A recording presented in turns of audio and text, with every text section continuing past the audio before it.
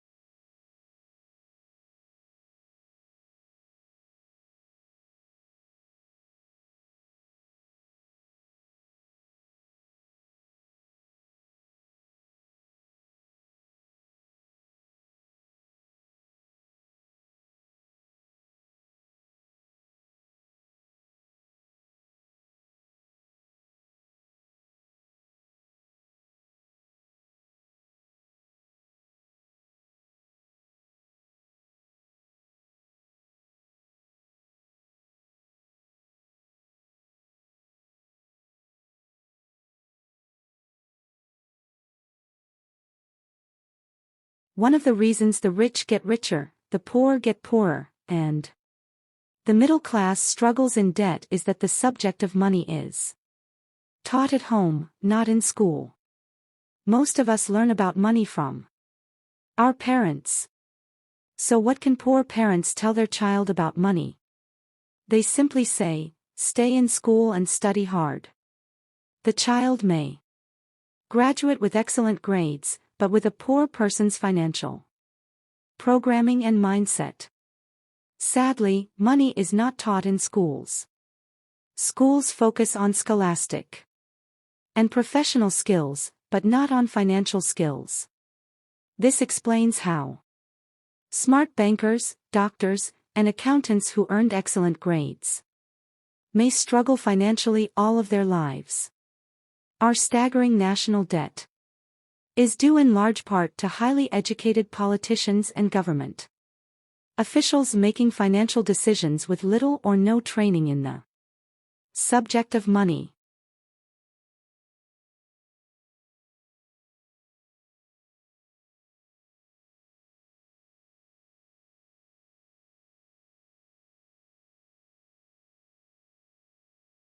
Rich Dad Poor Dad. Page number 3. Today I often wonder what will soon happen when we have millions of people who need financial and medical assistance. They will be dependent upon their families or the government for financial support. What will happen when Medicare and Social Security run out of money? How will a nation survive if teaching children about money continues to be left to parents, most of whom will be, or already are, poor? Because I had two influential fathers, I learned from both of them. I had to think about each dad's advice, and in doing so, I gained valuable insight into the power and effect of one's thoughts on one's life. For example, one dad had a habit of saying, "I can't afford it." The other dad forbade those words to be used. He insisted I ask, "How can I afford it?" One is a statement, and the other is a question. One lets you off the hook, and the other forces you to think. My soon-to-be rich dad would explain that by automatically saying the words, "I can't afford it," your brain stops working. By asking the question, "How can I afford it?" your brain is put to work. He did not mean that you should buy everything you want. He was fanatical about exercising your mind, the most powerful computer in the world. He'd say, "My brain gets stronger every day because I exercise it. The stronger it gets, the more money I can make." He believed that automatically saying, "I can't afford it," was a sign of mental laziness. Although both dads worked hard, I noticed that one dad had a habit of putting his brain to sleep when it came to finances, and the other had a habit of exercising his brain. The long-term result was that one dad grew stronger financially and the other grew weaker. It is not much different from a person who goes to the gym to exercise on a regular basis versus someone who sits on the couch watching television. Proper physical exercise increases your chances for health, and proper mental exercise increases your chances for wealth. My two dads had opposing attitudes, and that affected the way they thought. One dad thought that the rich should pay more in taxes to take care of those less fortunate. The other said, "Taxes punish those who produce and reward those who don't produce." Introduction. Page number 4. One dad recommended, "Study hard so you can find a good company to work for." The other recommended, "Study hard so you can find a good company to buy." One dad said, "The reason I'm not rich is because I have you kids." The other said, "The reason I must be rich is because I have you kids." One encouraged talking about money and business at the dinner table, while the other forbade the subject of money to be discussed over a meal. One said, "When it comes to money, play it safe. Don't take risks." The other said, "Learn to manage risk." One believed, "Our home is our largest investment and our greatest asset." The other believed, "My house is a liability, and if your house is your largest investment, you're in trouble." Both dads paid their bills on time, yet one paid his bills first while the other paid his bills last. One dad believed in a company or the government taking care of you and your needs. He was always concerned about pay raises, retirement plans, medical benefits, sick leave, vacation days, and other perks. He was impressed with two of his uncles who joined the military and earned a retirement and entitlement package for life. After 20 years of active service, he loved the idea of medical benefits and PX privileges the military provided its retirees. He also loved the tenure system available through the university. The idea of job protection for life and job benefits seemed more important, at times, than the job. He would often say, "I've worked hard for the government, and I'm entitled to these benefits." The other believed in total financial self-reliance. He spoke out against the entitlement mentality and how it created weak and financially needy people. He was emphatic about being financially competent. One dad struggled to save a few dollars. The other created investments. One dad taught me how to write an impressive resume so I could find a good job. The other taught me how to write strong business and financial plans so I could create jobs. Rich Dad Poor Dad. Page number 5. Being a product of two strong dads allowed me the luxury of observing the effects different thoughts have on one's life. I noticed that people really do shape their lives through their thoughts. For example, my poor dad always said, "I'll never be rich." And that prophecy became reality. My rich dad, on the other hand, always referred to himself as rich. He would say things like, "I'm a rich man," and "rich people don't do this." Even when he was flat broke after a major financial setback, he continued to refer to himself as a rich man. He would cover himself by saying, "There is a difference between being poor and being broke. Broke is temporary. Poor is eternal." My poor dad would say, "I'm not interested in money," or "Money doesn't matter." My rich dad always said, "Money is power." The power of our thoughts may never be measured or appreciated, but it became obvious to me as a young boy that it was important to be aware of my thoughts and how I expressed myself. I noticed that my poor dad was poor, not because of the amount of money he earned, which was significant, but because of his thoughts and actions. As a young boy having two fathers, I became acutely aware of being careful about which thoughts I chose to adopt as my own. Should I listen to my rich dad or to my poor dad? Although both men had tremendous respect for education and learning, they disagreed about what they thought was important to learn. One wanted me to study hard, earn a degree, and get a good job to earn money.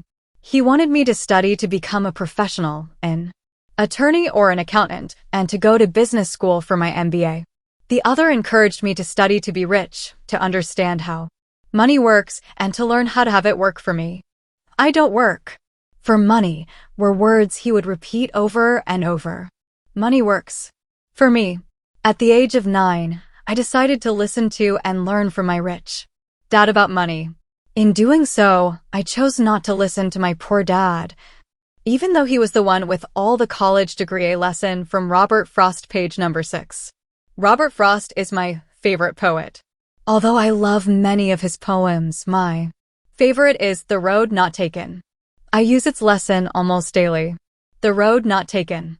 Two roads diverged in a yellow wood, and sorry I could not travel both. And be one traveler, long I stood, and looked down one as far as I could, to where it bent in the undergrowth. Then took the other as just as fair, and having perhaps the better claim, because it was grassy and wanted wear.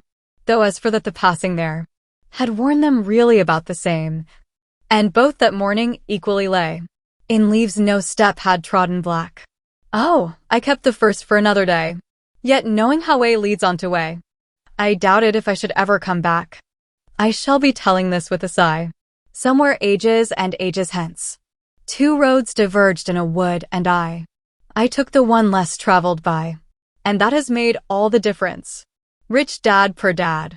Page number 7. And that has made all the difference. Over the years, I have often reflected upon Robert Frost's poem.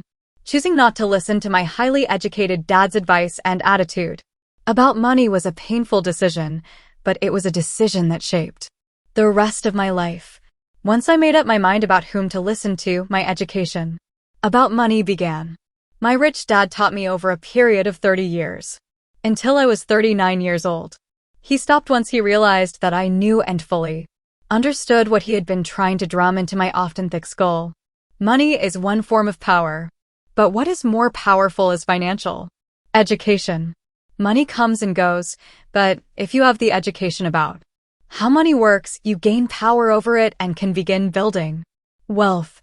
The reason positive thinking alone does not work is because most people went to school and never learned how money works, so they spend their lives working for money. Because I was only 9 years old when I started, the lessons my rich dad taught me were simple. And when it was all said and done, there were only 6 main lessons repeated over 30 years. This book is about those 6 lessons, put as simply as possible, just as simply as my rich dad put forth those lessons to me. The lessons are meant not to be answers, but guideposts that will assist you and your children to grow wealthier, no matter what happens in a world of increasing change and uncertainty. Chapter 1. Lesson 1. The rich don't work for money. Page number 9. The poor and the middle class work for money. The rich have money work for them. Dad, can you tell me how to get rich? My dad put down the evening paper. Why do you want to get rich, son? Because today Jimmy's mom drove up in their new Cadillac and they were going to their beach house for the weekend. He took 3 of his friends, but Mike and I weren't invited. They told us we weren't invited because we were poor kids. They did? My dad asked incredulously. Yeah, they did, I replied in a hurt tone. My dad silently shook his head, pushed his glasses up the bridge of his nose, and went back to reading the paper. I stood waiting for an answer. The year was 1956. I was 9 years old. By some twist of fate, I attended the same public school where the rich people sent their kids. We were primarily a sugar plantation town. The managers of the plantation and the other affluent people, such as doctors, business owners, and bankers, sent their children to this elementary school. After grade 6, their children were generally sent off to private schools. Because my family lived on one side of the street, I went to this school. Had I lived on the other side of the street, I would Chapter 1, Lesson 1. Page number 10. Have gone to a different school with kids from families more like mine. After grade 6, these kids and I would go on to the public, intermediate, and high school. There was no private school for them. Or for me. My dad finally put down the paper. I could tell he was thinking. Well, son, he began slowly. If you want to be rich, you have to learn to make money. How do I make money? I asked. Well, use your head, son, he said, smiling. Even then I knew. That really meant, that's all I'm going to tell you, or I don't know the answer, so don't embarrass me. A partnership is formed. The next morning, I told my best friend, Mike, what my dad had said. As best as I could tell, Mike and I were the only poor kids in this school. Mike was also in the school by a twist of fate. Someone had drawn a jog in the line for the school district, and we wound up in school with the rich kids. We weren't really poor, but we felt as if we were, because all the other boys had new baseball gloves, new bicycles, new everything. Mom and Dad provided us with the basics like food, shelter, and clothes. But that was about it.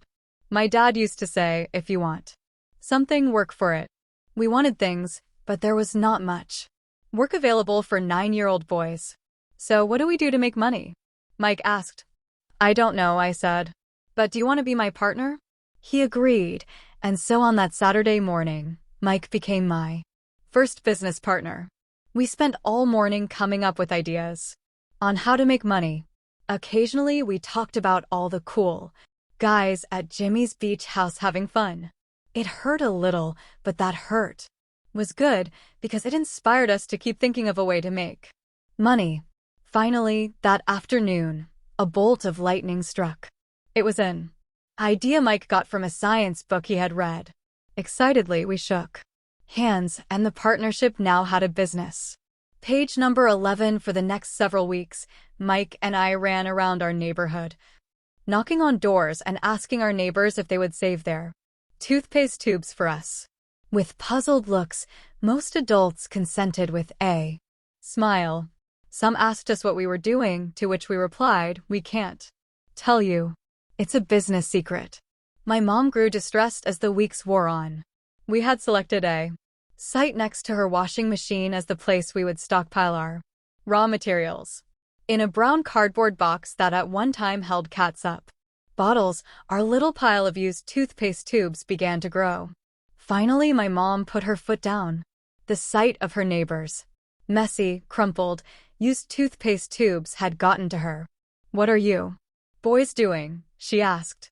"And I don't want to hear again that it's a business secret. Do something with this mess or I'm going to throw it out." Mike and I pleaded and begged, explaining that we would soon have enough and then we would begin production. We informed her that we were waiting on a couple of neighbors to finish their toothpaste, so we could have their tubes. Mom granted us a 1-week extension. The date to begin production was moved up and the pressure was on. My first partnership was already being threatened with an eviction. Noticed by my own mom, it became Mike's job to tell the neighbors to quickly use up their toothpaste, saying their dentist wanted them to brush more often anyway. I began to put together the production line. One day my dad drove up with a friend to see 2 9-year-old boys in the driveway with a production line operating at full speed. There was fine white powder everywhere. On a long table were small milk cartons from school, and our family's hibachi grill was glowing with red-hot coals at maximum heat. Dad walked up cautiously, having to park the car at the base of the driveway since the production line blocked the carport. As he and his friend got closer, they saw a steel pot sitting on top of the coals in which the toothpaste tubes were being melted down. In those days, toothpaste did not come in plastic tubes. The tubes were made of lead. So once the paint was burned off, the tubes were dropped in the small steel pot. They melted until they became liquid, and with my page number 12 mom's pot holders, we poured the lead through a small hole in the top of the milk cartons. The milk cartons were filled with plaster of Paris. White powder was everywhere. In my haste, I had knocked the bag over, and the entire area looked like it had been hit by a snowstorm. The milk cartons were the outer containers for plaster of Paris molds. My dad and his friend watched as we carefully poured the molten lead through a small hole in the top of the plaster of Paris cube. "Careful," my dad said. I nodded without looking up. Finally, once the pouring was through, I put the steel pot down and smiled at my dad. "What are you boys doing?" he asked with a cautious smile. "We're doing what you told me to do. We're going to be rich," I said. "Yup," said Mike, grinning and nodding his head. "We're partners." "And what is in those plaster molds?" my dad asked. "Watch," I said. "This should be a good batch." With a small hammer, I tapped at the seal that divided the cube in half. Cautiously, I pulled up the top half of the plaster mold and a lead nickel fell out. "Oh, no," my dad exclaimed. "You're casting nickels out of lead." "That's right," Mike said. "We're doing as you told us to do. We're making money." My dad's friend turned and burst into laughter. My dad smiled and shook his head. Along with a fire and a box of spent toothpaste tubes, in front of him were 2 little boys covered with white dust, smiling from ear to ear. He asked us to put everything down and sit with him on the front step of our house. With a smile, he gently explained what the word counterfeiting meant. Our dreams were dashed. "You mean this is illegal?" asked Mike, in a quivering voice. Page number 13. "Let them go," my dad's friend said. "They might be developing a natural talent." My dad glared at him. "Yes, it is illegal," my dad said gently. "But you boys have shown great creativity and original thought. Keep going. I'm really proud of you." Disappointed, Mike and I sat in silence for about 20 minutes before we began cleaning up our mess. The business was over on opening day. Sweeping the powder up, I looked at Mike and said, "I guess Jimmy and his friends are right. We are poor. My father was just leaving as I said that. Boys, he said. You're only poor if you give up. The most important thing is that you did something. Most people only talk and dream of getting rich. You've done something. I'm very proud of the two of you. I will say it again. Keep going. Don't quit. Mike and I stood there in silence. They were nice words, but we still did not know what to do. So how come you're not rich, Dad? I asked. Because I chose to be a school teacher. School teachers really don't think about being rich. We just like to teach. I wish I could help you, but I really don't know how to make money. Mike and I turned and continued our cleanup. I know, said my dad. If you boys want to learn how to be rich, don't ask me. Talk to your dad, Mike. My dad asked Mike with a scrunched up face. Yeah, your dad, repeated my dad with a smile. Your dad. And I have the same banker, and he raves about your father. He's told me several times that your father is brilliant when it comes to making money. My dad, Mike asked again in disbelief. Then how come we don't have a nice car and a nice house like the rich kids at school? A nice car and a nice house don't necessarily mean you're rich or you know how to make money, my dad replied. Jimmy's dad works for page number 14, the sugar plantation. He's not much different from me. He works for a company, and I work for the government. The company buys the car for him. The sugar company is in financial trouble, and Jimmy's dad may soon have nothing. Your dad is different, Mike. He seems to be building an empire, and I suspect in a few years he will be a very rich man. With that, Mike and I got excited again. With new vigor, we began cleaning up the mess caused by our now-defunct first business. As we were cleaning, we made plans for how and when to talk to Mike's dad. The problem was that Mike's dad worked long hours and often did not come home until late. His father owned warehouses, a construction company, a chain of stores, and 3 restaurants. It was the restaurants that kept him out late. Mike caught the bus home after we had finished cleaning up.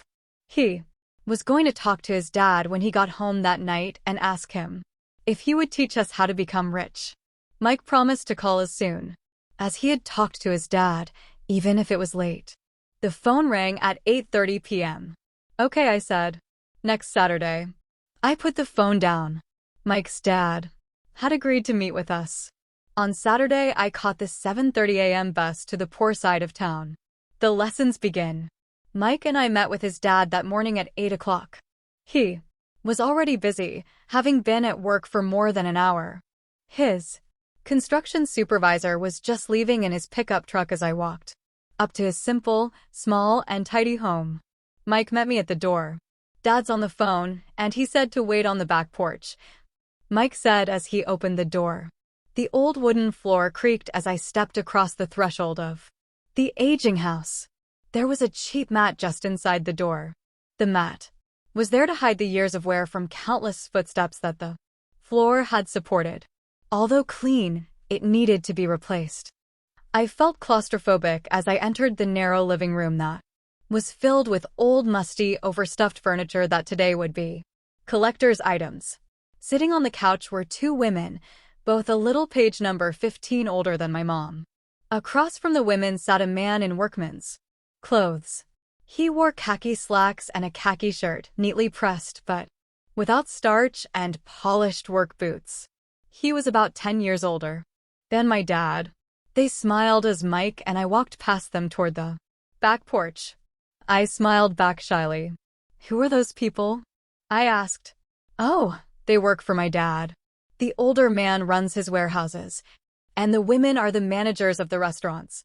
And as you arrived, you saw the construction supervisor who is working on a road project about 50 miles from here. His other supervisor, who is building a track of houses, left before you got here. Does this go on all the time? I asked. Not always, but quite often, said Mike, smiling as he pulled up a chair to sit down next to me. I asked my dad if he would teach us to make money, Mike said. Oh, and what did he say to that? I asked with cautious curiosity. Well, he had a funny look on his face at first, and then he said he would make us an offer. Oh, I said, rocking my chair back against the wall. I sat there, perched on two rear legs of the chair. Mike did the same thing. Do you know what the offer is? I asked. No, but we'll soon find out. Suddenly, Mike's dad burst through the rickety screen door and onto the porch. Mike and I jumped to our feet, not out of respect, but because we were startled. Ready, boys? He asked as he pulled up a chair to sit down with us. We nodded our heads as we pulled our chairs away from the wall to sit in front of him. He was a big man, about 6 feet tall and 200 pounds. My dad was taller, about the same weight, and 5 years older than Mike's dad. They sort of looked alike, though not of the same ethnic makeup. Maybe their energy was similar. Page number 16. Mike says you want to learn to make money? Is that correct, Robert? I nodded my head quickly, but with a little trepidation. He had a lot of power behind his words and smile. Okay, here's my offer. I'll teach you, but I won't do it classroom style. You work for me, I'll teach you. You don't work for me, I won't teach you. I can teach you faster if you work, and I'm wasting my time if you just want to sit and listen like you do in school. That's my offer. Take it or leave it. May I ask a question first? I asked. No. Take it or leave it. I've got too much work to do to waste my time. If you can't make up your mind decisively, then you'll never learn to make money anyway. Opportunities come and go. Being able to know when to make quick decisions is an important skill. You have the opportunity that you asked for. School is beginning or it's over in 10 seconds, Mike's dad said with a teasing smile. Take it, I said. Take it, said Mike. Good, said Mike's dad. Mrs. Martin will be by in 10 minutes. After I'm through with her, you'll ride with her to my superette and you can begin working. I'll pay you 10 cents an hour and you'll work 3 hours every Saturday. But I have a softball game today, I said. Mike's dad lowered his voice to a stern tone. Take it or leave it, he said. I'll take it, I replied, choosing to work and learn instead of playing. 30 cents later. By 9 a.m. that day, Mike and I were working for Mrs. Martin. She was a kind and patient woman. She always said that Mike and I reminded her of her 2 grown sons. Although kind, she believed in hard work and kept us moving. We spent 3 hours taking canned goods off the shelves, brushing each can with a feather duster to get the dust off, and then restacking them neatly. It was excruciatingly boring work. Page number 17. Mike's dad, whom I call my rich dad, owned 9 of these little superettes, each with a large parking lot. They were the early version of the 7-Eleven convenience stores, little neighborhood grocery stores, where people bought items such as milk, bread, butter, and cigarettes. The problem was that this was Hawaii before air conditioning was widely used, and the stores could not close their doors because of the heat. On 2 sides of the store, the doors had to be wide open to the road and parking lot. Every time a car drove by or pulled into the parking lot, dust would swirl and settle in the store. We knew we had a job as long as there was no air conditioning. For 3 weeks, Mike and I reported to Mrs. Martin and worked our 3 hours. By noon, our work was over, and she dropped 3 little dimes in each of our hands. Now, even at the age of 9 in the mid-1950s, 30 cents was not too exciting. Comic books cost 10 cents back then, so I usually spent my money on comic books and went home. By Wednesday of the 4th week, I was ready to quit. I had agreed to work only because I wanted to learn to make money from Mike's dad, and now I was a slave for 10 cents an hour. On top of that, I had not seen Mike's dad since that first Saturday. I'm quitting, I told Mike at lunchtime. School was boring, and now I did not even have my Saturdays to look forward to. But it was the 30 cents that really got to me. This time Mike smiled. What are you laughing at? I asked with anger and frustration. Dad said this would happen. He said to meet with him when you were ready to quit. What? I said indignantly. He's been waiting for me to get fed up. Sort of, Mike said. Dad's kind of different. He doesn't teach like Your dad. Your mom and dad lecture a lot. My dad is quiet and a man. A few words. You just wait till this Saturday. I'll tell him you're ready. You mean I've been set up? No, not really, but maybe. Dad will explain on Saturday. Page number 18, waiting in line on Saturday. I was ready to face Mike's dad. Even my real dad was angry with him. My real dad, the one I call the poor one, thought that my rich dad was violating child labor laws and should be investigated. My educated, poor dad told me to demand what I deserve, at least 25 cents an hour. My poor dad told me that if I did not get a raise, I was to quit immediately. You don't need that damn job anyway, said my poor dad, with indignation. At 8 o'clock Saturday morning, I walked through the door of Mike's house when Mike's dad opened it. Take a seat and wait in line, he said as I entered. He turned and disappeared into his little office next to a bedroom. I looked around the room and didn't see Mike anywhere. Feeling awkward, I cautiously sat down next to the same two women who were there 4 weeks earlier. They smiled and slid down the couch to make room for me. 45 minutes went by and I was steaming.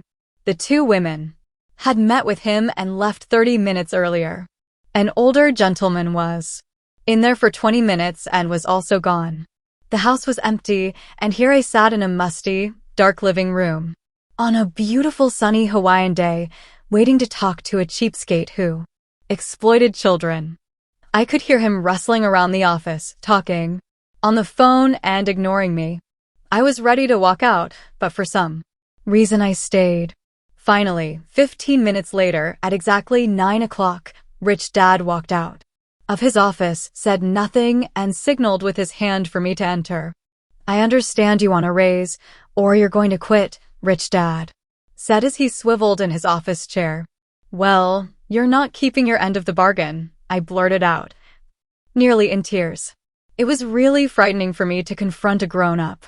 You said that you would teach me if I worked for you. Well, I've worked for you. I've worked hard. I've given up my baseball games too.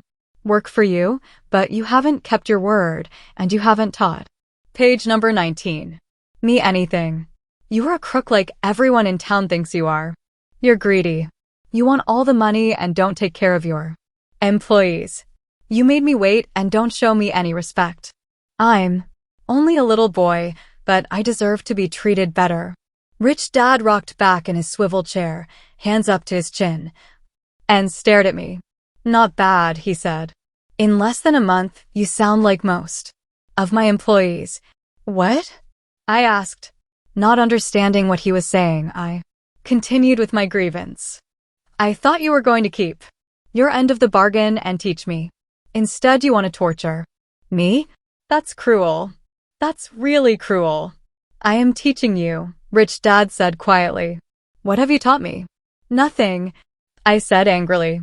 You haven't even talked to me once since I agreed to work for peanuts. 10 cents an hour. Huh. I should notify the government about you. We have child labor laws, you know. My dad works for the government, you know. Wow, said Rich Dad. Now you sound just like most of the people who used to work for me, people I've either fired or who have quit. So what do you have to say? I demanded, feeling pretty brave. For a little kid. You lied to me. I've worked for you, and you have not kept your word. You haven't taught me anything. How do you know that I've not taught you anything? Asked Rich Dad calmly. Well, you've never talked to me. I've worked for 3 weeks and you have not taught me anything, I said with a pout. Does teaching mean talking or a lecture? Rich Dad asked. Well, yes, I replied. That's how they teach you in school, he said, smiling. But that is not how life teaches you, and I would say that life is the best teacher of all. Most of the time, life does not talk to you. It just sort of pushes you around. Each push is life saying, wake up. There's something I want you to learn. Page number 20. What is this man talking about? I asked myself silently. Life. Pushing me around was life talking to me. Now I knew I had to quit my job. I was talking to someone who needed to be locked up.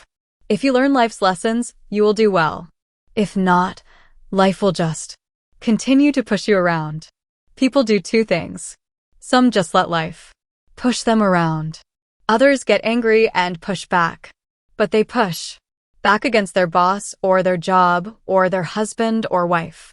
They do not know it's life that's pushing. I had no idea what he was talking about. Life pushes all of us around. Some people give up and others fight. A few learn the lesson and move on. They welcome life pushing them around. To these few people, it means they need and want to learn something.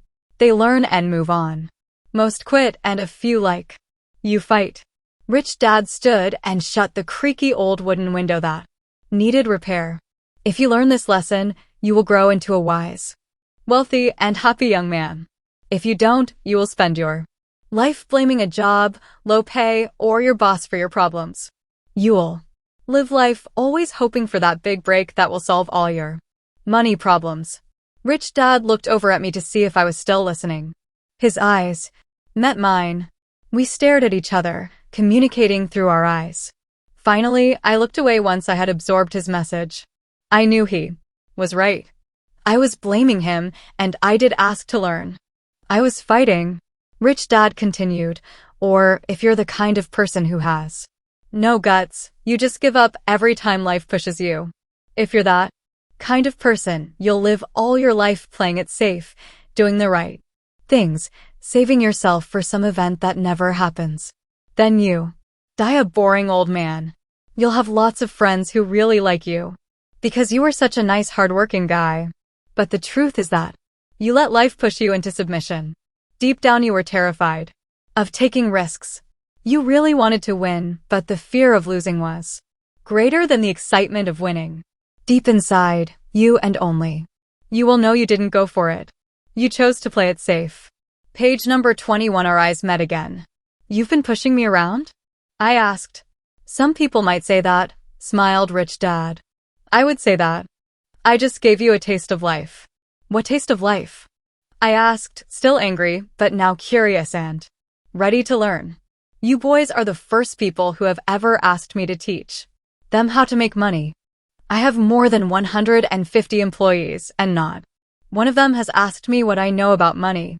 They ask me for a job and a paycheck, but never to teach them about money. So most will spend the best years of their lives working for money, not really understanding what it is they are working for. I sat there listening intently. So when Mike told me you wanted to learn how to make money, I decided to design a course that mirrored real life. I could talk until I was blue in the face, but you wouldn't hear a thing. So I decided to let life push you around a bit so you could hear me. That's why I only paid you 10 cents. So what is the lesson I learned from working for only 10 cents an hour? I asked. That you're cheap and exploit your workers? Rich Dad rocked back and laughed heartily. Finally, he said, you'd best change your point of view. Stop blaming me and thinking I'm the problem. If you think I'm the problem, then you have to change me. If you realize that you're the problem, then you can change yourself, learn something, and grow wiser. Most people want everyone else in the world to change but themselves. Let me tell you, it's easier to change yourself than everyone else. I don't understand, I said. Don't blame me for your problems, Rich Dad said, growing impatient. But you only pay me 10 cents. So what are you learning? Rich Dad asked, smiling. That you're cheap, I said with a sly grin. See, you think I'm the problem, said Rich Dad. Page number 22, but you are. Well, keep that attitude and you'll learn nothing. Keep the attitude that I'm the problem, and what choices do you have? Well, if you don't pay me more or show me more respect and teach me, I'll quit. Well put, Rich Dad said. And that's exactly what most people do. They quit and go looking for another job, a better opportunity, and higher pay, actually thinking that this will solve the problem. In most cases, it won't. So what should I do? I asked. Just take this measly 10 cents an hour and smile. Rich Dad smiled. That's what the other people do. But that's all they do, waiting for a raise thinking that more money will solve their Problems. Most just accept it, and some take a second job working harder, but again accepting a small paycheck. I sat staring at the floor, beginning to understand the lesson Rich Dad was presenting. I could sense it was a taste of life. Finally, I looked up and asked, "So what will solve the problem?" "This," he said, leaning forward in his chair and tapping me gently on the head. "This stuff between your ears."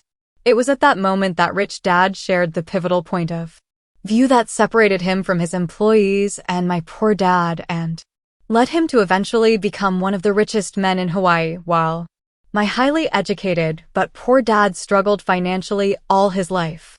It was a singular point of view that made all the difference over a lifetime. Rich Dad explained this point of view over and over, which I call lesson number 1. The poor and the middle class work for money. The rich have money work for them. On that bright Saturday morning, I learned a completely different point of view from what I had been taught by my poor dad. At the age of 9, I understood that both dads wanted me to learn. Both dads encouraged me to study, but not the same things. Page number 23. My highly educated dad recommended that I do what he did. "Son, I want you to study hard, get good grades so you can find a safe, secure job with a big company, and make sure it has excellent benefits." My rich dad wanted me to learn how money works so I could make it work for me. These lessons I would learn through life with his guidance, not because of a classroom. My rich dad continued my first lesson. "I'm glad you got angry about working for 10 cents an hour. If you hadn't got angry and had simply accepted it, I would have to tell you that I could not teach you. You see, true learning takes energy, passion, and a burning desire. Anger is a big part of that formula, for passion is anger and love combined. When it comes to money, most people want to play it safe and feel secure. So passion does not direct them. Fear does. So is that why they'll take jobs with low pay?" I asked. "Yes," said Rich Dad. "Some people say I exploit people because I don't pay as much as the sugar plantation or the government. I say the people exploit themselves. It's their fear, not mine. But don't you feel you should pay them more?" I asked. "I don't have to. And besides, more money will not solve their problems. Just look at your dad. He makes a lot of money and he still can't pay his bills. Most people, given more money, only get into more debt. So that's why the 10 cents an hour," I said, smiling. "It's a part of the lesson." "That's right," smiled Rich Dad. "You see, your dad went to school and got an excellent education so he could get a high-paying job. But he still has money problems because he never learned anything about money in school. On top of that, he believes in working for money. And you don't?" I asked. "No, not really," said Rich Dad. "If you want to learn to work for money, then stay in school. That is a great place to learn to do that. But if you want to learn how to have money work for you, then I will teach you that. But only if you want to learn." Page number 24. "Wouldn't everyone want to learn that?" I asked. "No," said Rich Dad, "simply because it's easier to learn to work for money, especially if fear is your primary emotion when the subject of money is discussed." "I don't understand," I said with a frown. "Don't worry about that for now. Just know that it's fear that keeps most people working at a job, the fear of not paying their bills, the fear of being fired, the fear of not having enough money, and the fear of starting over. That's the price of studying to learn a profession or trade, and then working for money. Most people become a slave to money, and then get angry at their boss. Learning to have money work for you is a completely different course of study." I asked. "Absolutely," Rich Dad answered. "Absolutely." We sat in silence on that beautiful Hawaiian Saturday morning. My friends had just started their Little League baseball game, but for some reason I was now thankful I had decided to work for 10 cents an hour. I sensed that I was about to learn something my friends wouldn't learn in school. "Ready to learn?" asked Rich Dad. "Absolutely," I said with a grin. "I have kept my promise." "I've been teaching you from afar," my rich dad said. At 9 years old, You've gotten a taste of what it feels like to work for money. Just multiply your last month by 50 years and you will have an idea of what most people spend their life doing. I don't understand, I said. How did you feel waiting in line to see me, once to get hired and once to ask for more money? Terrible, I said. If you choose to work for money, that is what life will be like, said Rich Dad. And how did you feel when Mrs. Martin dropped 3 dimes in your hand for 3 hours of work? Page number 25. I felt like it wasn't enough. It seemed like nothing. I was disappointed, I said. And that is how most employees feel when they look at their paychecks, especially after all the tax and other deductions are taken out. At least you got 100%. You mean most workers don't get paid everything? I asked, with amazement. Heavens no, said Rich Dad. The government always takes its share first. How do they do that? I asked. Taxes, said Rich Dad. You're taxed when you earn. You're taxed when you spend. You're taxed when you save. You're taxed when you die.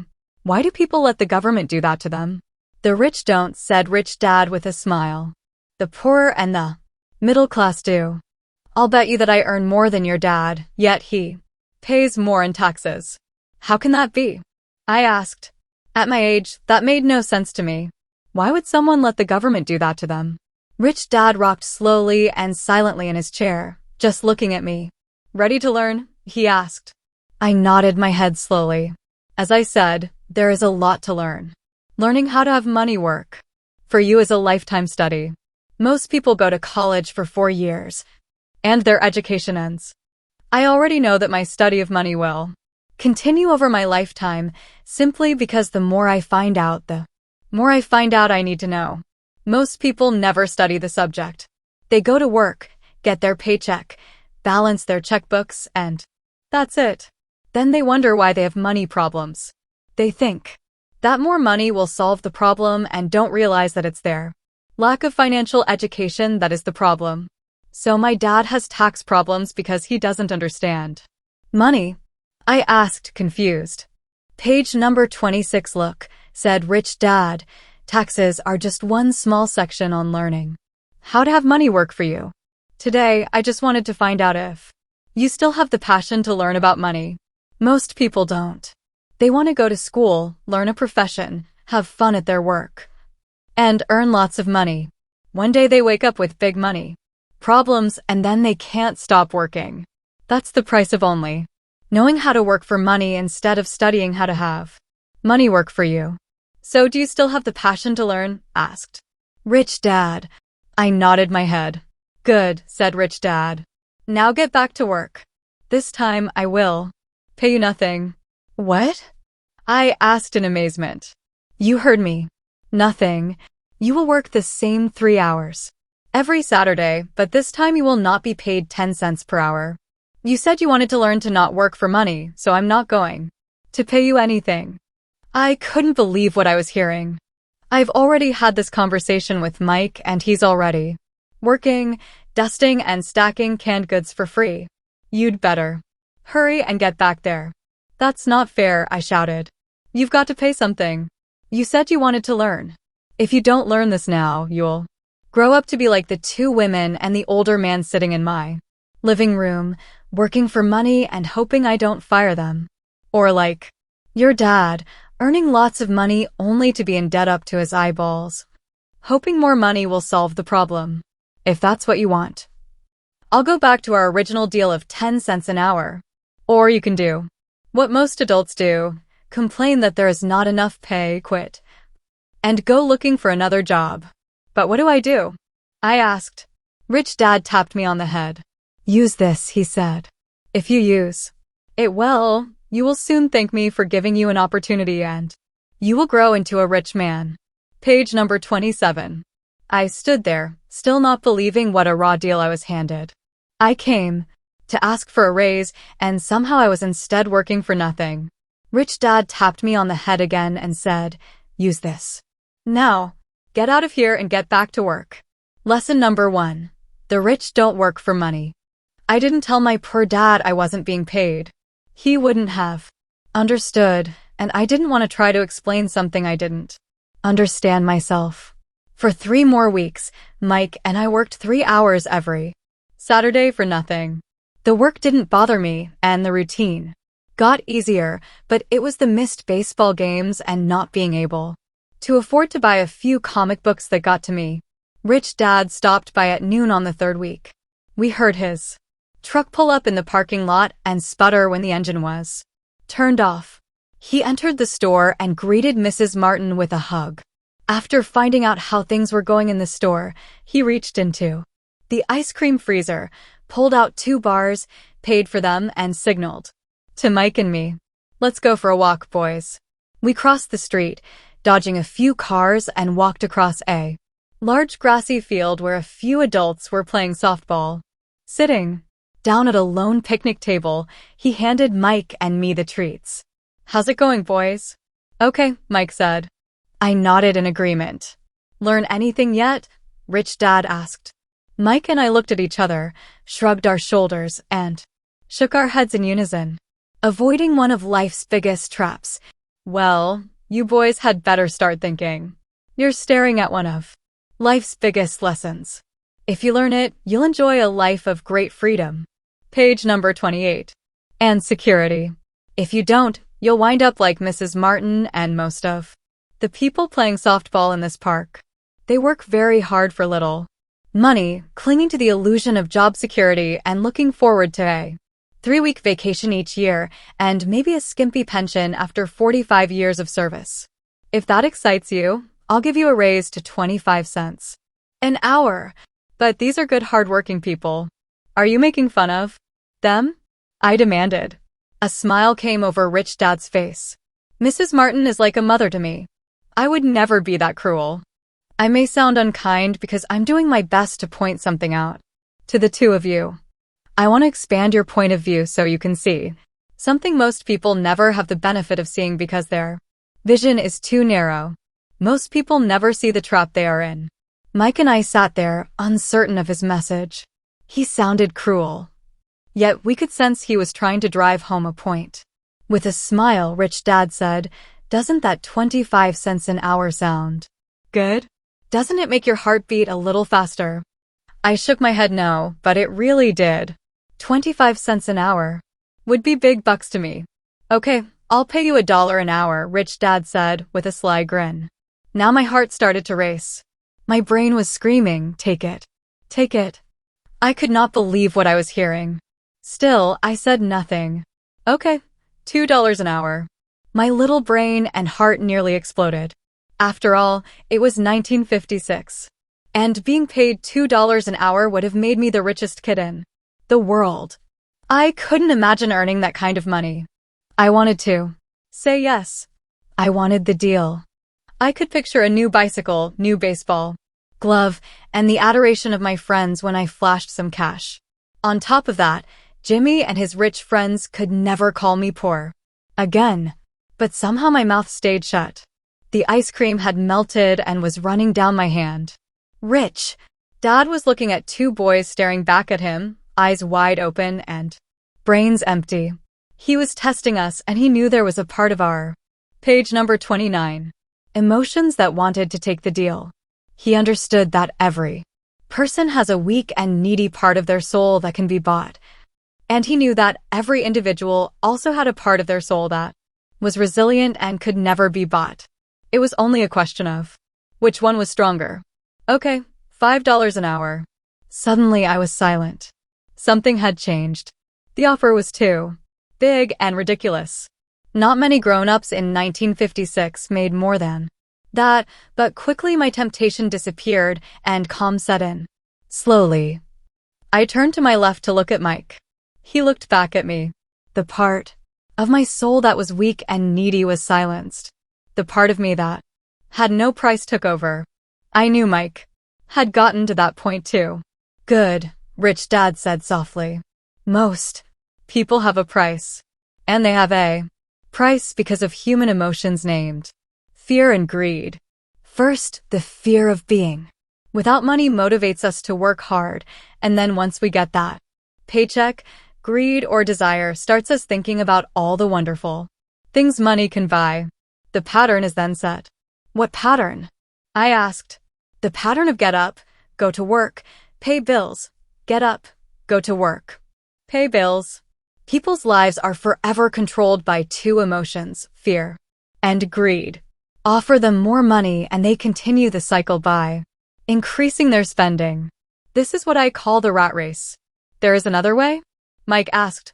Yes, said Rich Dad slowly. But only a few people find it. And what is that way? Mike asked. That's what I hope you boys will learn as you work and study. With me. That is why I took away all forms of pay. Any hints? Mike asked. We're kind of tired of working hard. Especially for nothing. Well, the first step is telling the truth, said Rich Dad. We haven't been lying, I said. Page number 30, I did not say you were lying. I said to tell the truth, Rich. Dad retorted. The truth about what? I asked. How you're feeling, Rich Dad said. You don't have to say it. To anyone else. Just admit it to yourself. You mean the people in this park, the people who work for you? Mrs. Martin, they don't do that. I asked. I doubt it, said Rich Dad. Instead, they feel the fear of not having money. They don't confront it logically. They react emotionally. Instead of using their heads, Rich Dad said. Then, they get a few bucks in their hands and again, the emotions of joy, desire, and greed take over. And again they react, instead of think. So their emotions control their brain, Mike said. That's correct, said Rich Dad. Instead of admitting the truth about how they feel, they react to their feelings and fail to think. They feel the fear so they go to work, hoping that money will soothe the fear, but it doesn't. It continues to haunt them and they return to work, hoping again that money will calm their fears and again it doesn't. Fear keeps them in this trap of working, earning money, hoping the fear will go away. But every day, they get up and that old fear wakes up with them. For millions of people, that old fear keeps them awake all night, causing a night of turmoil and worry. So they get up and go to work, hoping that a paycheck will kill that fear gnawing at their soul. Money is running their lives, and they refuse to tell the truth about that. Money is in control of their emotions and their souls. Rich Dad sat quietly, letting his words sink in. Mike and I heard what he said, but didn't understand fully what he was talking about.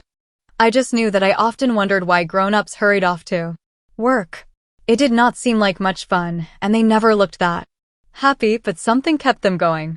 Realizing we had absorbed as much as possible of what he was talking about, Rich Dad said, I want you boys to avoid that trap. That is really what I want to teach you. Not just to be rich, because being rich does not solve the problem. Page number 31. It doesn't. I asked, surprised. No, it doesn't. Let me explain the other emotion, desire. Some call it greed, but I prefer desire. It's perfectly normal to desire something better, prettier, more fun, or exciting. So people also work for money because of desire. They desire money for the joy they think it can buy. But the joy that money brings is often short-lived, and they soon need more money for more joy, more pleasure, more comfort, and more security. So they keep working, thinking money will soothe their souls that are troubled by fear and desire. But money can't do that. Even rich people do this? Mike asked. Rich people included, said Rich Dad. In fact, the reason many rich people are rich isn't because of desire, but because of fear. They believe that money can eliminate the fear of being poor, so they amass tons of it, only to find the fear gets worse. Now they fear losing the money. I have friends who keep working even though they have plenty. I know people who have millions who are more afraid now than when they were poor. They're terrified of losing it all. The fears that drove them to get rich got worse. That weak and needy part of their soul is actually screaming louder. They don't want to lose the big houses, the cars, and the high life money has bought them. They worry about what their friends would say if they lost all their money. Many are emotionally desperate and neurotic, although they look rich and have more money. So is a poor man happier? I asked. No, I don't think so, replied Rich Dad. The avoidance of money is just as psychotic as being attached to money. As if on cue, the town derelict went past our table, stopping by, the large rubbish can and rummaging around in it. The three of us watched him with great interest when before we probably would have just ignored him. Rich Dad pulled $1 out of his wallet and gestured to the older man. Seeing the money, the derelict came over immediately, took the bill, thanked Rich Dad profusely, and hurried off, ecstatic with his good fortune. He's not much different from most of my employees, said Rich Dad. I've met so many people who say, oh, I'm not interested in page number 32. Money. Yet they'll work at a job for 8 hours a day.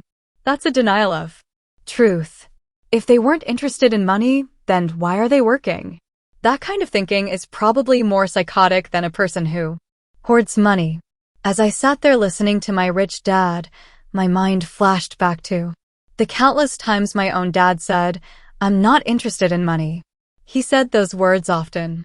He also covered himself by always saying, I work because I love my job. So what do? I asked. Not work for money until all traces of fear and greed are gone. No, that would be a waste of time, said Rich Dad. Emotions are what make us human. The word emotion stands for energy in motion. Be truthful about your emotions and use your mind and emotions in your favor, not against yourself. Whoa, said Mike. Don't worry about what I just said. It will make more sense in years to come. Just be an observer, not a reactor to your emotions. Most people do not know that it's their emotions that are doing the thinking. Your emotions are your emotions, but you have got to learn to do your own thinking. Can you give me an example? I asked. Sure, replied Rich Dad. When a person says, I need to find a job, it's most likely an emotion doing the thinking. Fear of not having money generates that thought. But people do need money if they have bills to pay, I said. Sure they do, smiled Rich Dad. All I'm saying is that it's fear that is all too often doing the thinking. I don't understand, said Mike. For example, said Rich Dad, if the fear of not having enough money arises, instead of immediately running out to get a job, they instead might ask themselves this question, will a job be the best? Page number 33. Solution to this fear over the long run. In my opinion, the answer is no. A job is really a short-term solution to a long-term problem. But my dad is always saying, stay in school and get good grades. So you can find a safe, secure job, I interjected, somewhat confused. Yes, I understand he says that, said Rich Dad, smiling. Most people recommend that, and it's a good path for most people. But people make that recommendation primarily out of fear. You mean my dad says that because he's afraid? Yes, said Rich Dad. He's terrified that you won't earn enough money and won't fit into society. Don't get me wrong. He loves you and wants the best for you. I too believe in education and a job are important, but it won't handle the fear.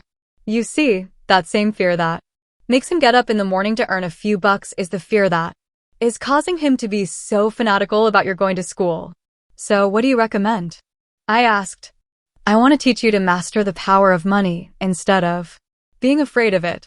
They don't teach that in school, and if you don't learn it, you become a slave to money. It was finally making sense. He wanted us to widen our views and to see what the Mrs. Martins of this world couldn't see.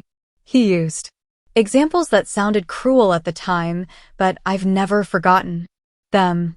My vision widened that day, and I began to see the trap that lay ahead for most people. You see, we're all employees ultimately.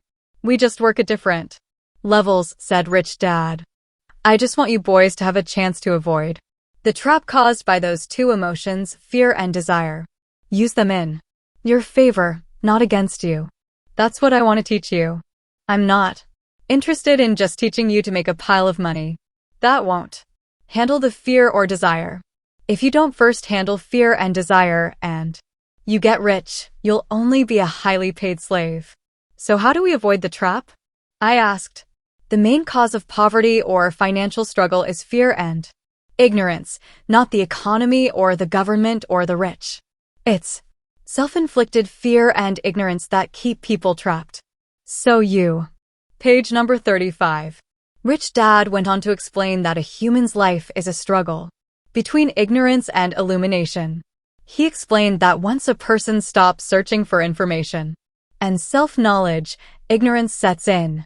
That struggle is a moment-to-moment decision to learn to open or close one's mind. Look, school is very important. You go to school to learn a skill or profession to become a contributing member of society. Every culture needs teachers, doctors, mechanics, artists, cooks, business people, police officers, firefighters, and soldiers. Schools train them so society can thrive and flourish, said Rich Dad. Unfortunately, for many people, school is the end, not the beginning. There was a long silence. Rich Dad was smiling. I didn't comprehend everything he said that day. But as with most great teachers, his words continued to teach for years. I've been a little cruel today, said Rich Dad. But I want you to always remember this talk. I want you to always think of Mrs. Martin. And I want you always to remember that donkey. Never forget that fear and desire can lead you into life's biggest trap if you're not aware of them controlling your thinking. To spend your life living in fear, never exploring your dreams, is cruel. To work hard for money, thinking that it will buy you things that will make you happy, is also cruel. To wake up in the middle of the night terrified about paying bills is a horrible way to live. To live a life dictated by the size of a paycheck is not really living a life. Thinking that a job makes you secure is lying to yourself. That's cruel, and that's the trap I want you to avoid. I've seen how money runs people's lives. Don't let that happen to you. Please don't let money run your life. A softball rolled under our table. Rich Dad picked it up and threw it back. So what does ignorance have to do with greed and fear? I asked. Because it is ignorance about money that causes so much greed and fear, said Rich Dad. Let me give you some examples. A doctor, wanting more money to better provide for his family, raises his fees. By raising his fees, it makes healthcare more expensive for everyone. Page number 36. It hurts the poor people the most, so they have worse health than those with money. Because the doctors raise their fees, the attorneys raise their fees. Because the attorneys' fees have gone up, school teachers want a raise, which raises our taxes, and on and on and on. Soon there will be such a horrifying gap between the rich and the poor that chaos will break out and another great civilization will collapse. History proves that great civilizations collapse when the gap between the haves and have-nots is too great. Sadly, America is on that same course. Because we haven't learned from history. We only memorize historical dates and names, not the lesson. Aren't prices supposed to go up? I asked. In an educated society with a well-run government, prices should actually come down. Of course, that is often only true in theory. Prices go up because of greed and fear caused by ignorance. If schools taught people about money, there would be more money and lower prices. But schools focus only on teaching people to work for money, not how to harness money's power. But don't we have business schools? Mike asked. And haven't you encouraged me to go for my MBA? Yes, said Rich Dad. But all too often business schools train employees to become sophisticated bean counters. Heaven forbid a bean counter takes over a business. All they do is look at the numbers, fire people, and kill the business. I know this because I hire bean counters. All they think about is cutting costs and raising prices, which cause more problems. Bean counting is important. I wish more people knew it, but it, too, is not the whole picture, added Rich Dad angrily. So is there an answer? Asked Mike. Yes, said Rich Dad. Learn to use your emotions to think, not think with your emotions. When you boys mastered your emotions, by agreeing to work for free, I knew there was hope. When you again resisted your emotions when I tempted you with more money, you were again learning to think in spite of being emotionally charged. That's the first step. Why is that step so important? I asked. Page number 37. Well, that's up to you to find out. If you want to learn, I'll take you boys into the briar patch, a place almost everyone else avoids. If you go with me, you'll let go of the idea of working for money and instead learn to have money work for you. And what will we get if we go with you?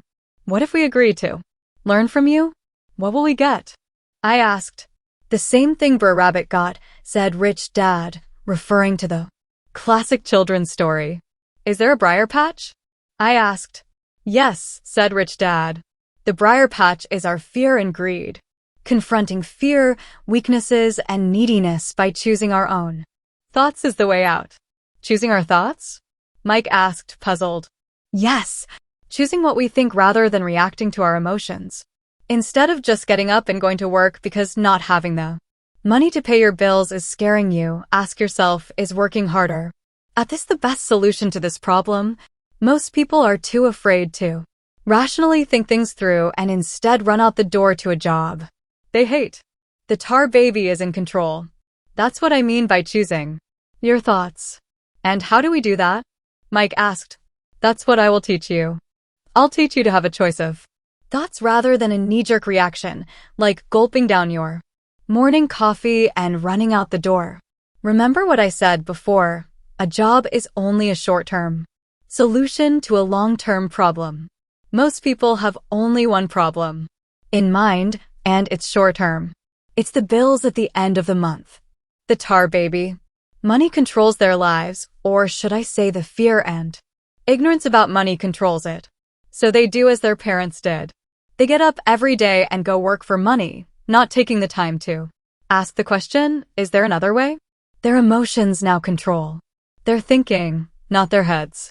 Can you tell the difference between emotions thinking and the head thinking? Mike asked. Page number 38. Oh yes. I hear it all the time, said Rich Dad. I hear things like, well, everyone has to work. Or, the rich are crooks. Or, I'll get another job. I deserve this raise. You can't push me around. Or, I like this job because it's secure. No one asks, is there something I'm missing here, which would break through the emotional thought and give you time to think clearly. As we headed back to the store, Rich Dad explained that the rich really did make money. They did not work for it. He went on to explain that when Mike and I were casting 5-cent pieces out of lead, thinking we were making money, we were very close to thinking the way the rich think. The problem was that creating money is legal for the government and banks to do, but illegal for us to do. There are legal ways to create money from nothing, he told us.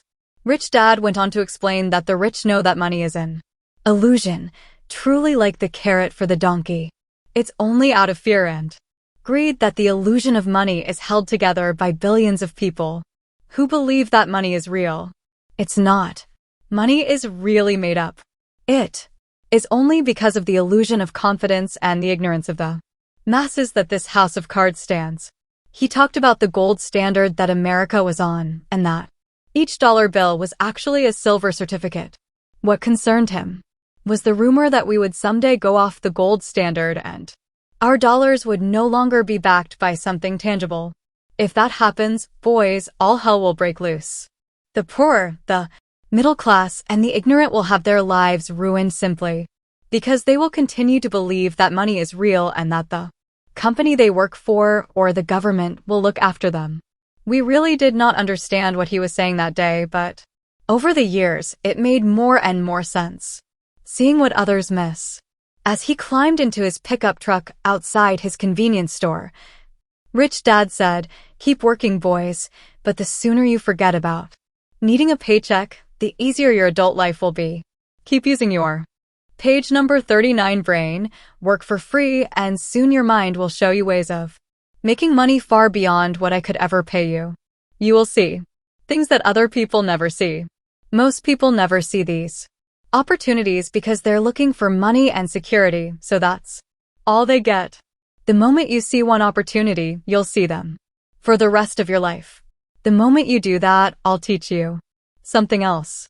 Learn this and you'll avoid one of life's biggest traps. Mike and I picked up our things from the store and waved goodbye to Mrs. Martin. We went back to the park to the same picnic bench and spent several more hours thinking and talking. We spent the next week at school thinking and talking, too. For 2 more weeks, we kept thinking, talking, and working for free. At the end of the second Saturday, I was again saying goodbye to Mrs. Martin and looking at the comic book stand with a longing gaze. The hard thing about not even getting 30 cents every Saturday was that I didn't have any money to buy comic books.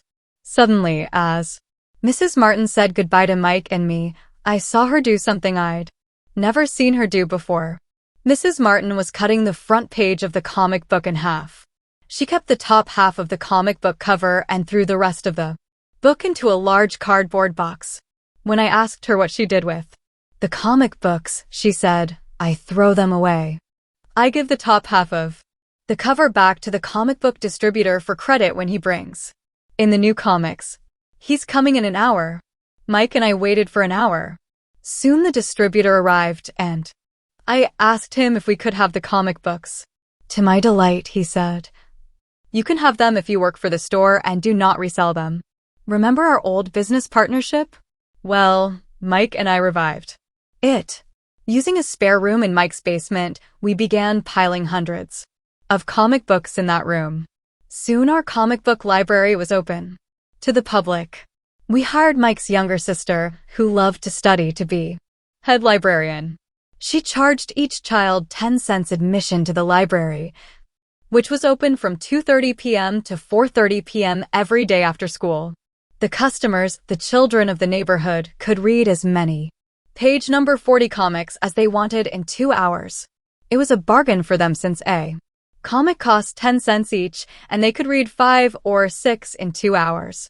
Mike's sister would check the kids as they left to make sure they weren't borrowing any comic books. She also kept the books, logging in how many kids showed up each day, who they were, and any comments they might have. Mike and I averaged $9.50 per week over a 3-month period. We paid his sister $1 a week and allowed her to read the comics for free, which she rarely did since she was always studying. Mike and I kept our agreement by working in the store every Saturday and collecting all the comic books from the different stores. We kept our agreement to the distributor by not selling any comic books. We burned them once they got too tattered. We tried opening a branch office, but we could never quite find someone as trustworthy and dedicated as Mike's sister. At an early age, we found out how hard it was to find good staff. 3 months after the library first opened, a fight broke out in the room. Some bullies from another neighborhood pushed their way in, and Mike's dad suggested we shut down the business. So, our comic book business shut down, and we stopped working on Saturdays at the convenience store. But Rich Dad was excited because he had new things he wanted to teach us. He was happy because we had learned our first lesson so well. We learned to make money work for us. By not getting paid for our work at the store, we were forced to use our imaginations to identify an opportunity to make money. By starting our own business, the comic book library, we were in control of our own finances, not dependent on an employer. The best part was that our business generated money for us, even when we weren't physically there. Our money worked for us. Instead of paying us money, Rich Dad had given us so much more. Page number 41. Chapter 2. Lesson 2. Why teach financial literacy? It's not how much money you make.